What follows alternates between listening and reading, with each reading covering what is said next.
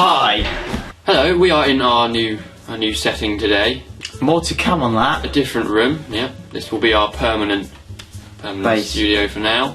So today we're going to be doing a new video on the news of the week, the weirdest and wackiest news that we can find for you. Right, let's get on with it. First story of the week, we've got kid demands haircut to be cut like Mr. Burns.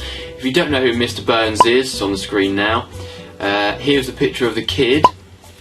I'm not sure that looks much like the haircut of Mr. Burns. Do you think that's anything? It's questionable, isn't it? If that was my son, I wouldn't say, yeah, I'll get out the clippers. I'd sort of not let him do it. His uncle trimmed it for him. So probably explaining why it doesn't look a lot like Mr. Burns. Yeah.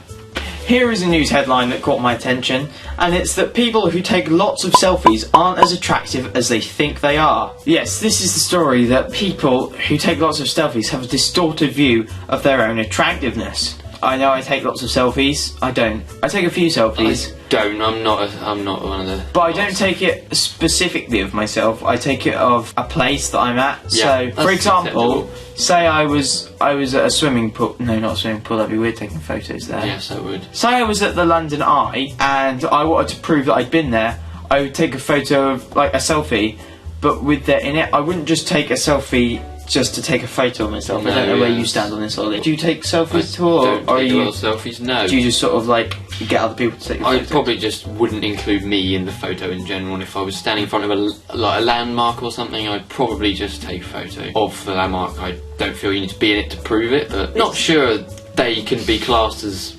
unattractive if you just take selfies. I don't think that really defines how attractive you are, but... yeah, there you go.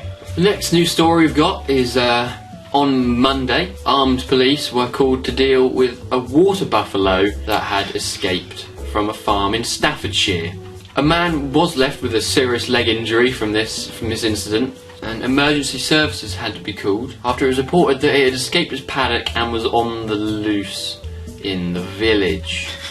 Later on that day, about 6 PM at night, Staffordshire police tweeted that they had an update and the buffalo had actually been killed humanely by a licensed slaughterman. Don't know what they mean by humanely. Do they mean Sniper?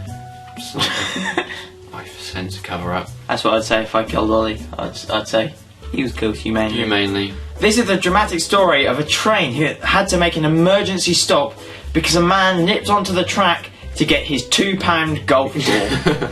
The incident took place on Wednesday at about 2:30. The man nipped onto the railway to quickly fetch his golf ball as the train was coming. That's what caused the emergency stop. Would you go on the would you go on there, Ollie? I mean, say the track. First of all, there was nothing on the track. Right. So we're just going to say here that the track was empty and you've knocked your golf ball. Yeah. Onto the track, yeah. Would you then not go and get it, or would you go get it if the track was clear? If it was clear, I'd probably look. I wouldn't storm surround the track just to get this golf ball. You know, I wouldn't put my life at risk to get a golf ball. I'd probably just buy a new one. Is that not? If I couldn't see a train coming and I sort of was fairly sure there was no train near, I would possibly go and get it. But I don't know. It depends where it is.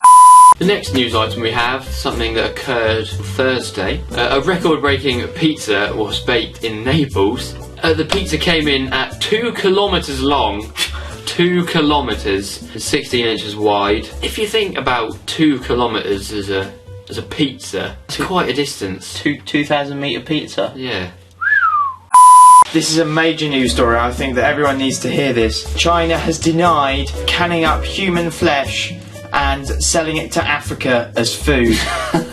Yes, this is the story that China have been routinely canning human flesh to sell to Africa. There are some pretty disturbing images here of meat, which if a human's meat, then that's disgusting. The Chinese local tabloid paper have reported that China has not been canning up meat, human flesh, and using it in corned beef. I mean, I like corned beef. I like corned beef, but it's not really beef anymore.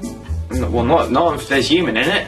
I don't understand why if they can send human flesh to Africa, why don't they just send normal meat? Anyway, that brings to an end our weird news stories of the week. This probably might be not a regular thing, but you know, once a month maybe. Yeah. Yes, thank you very much for watching.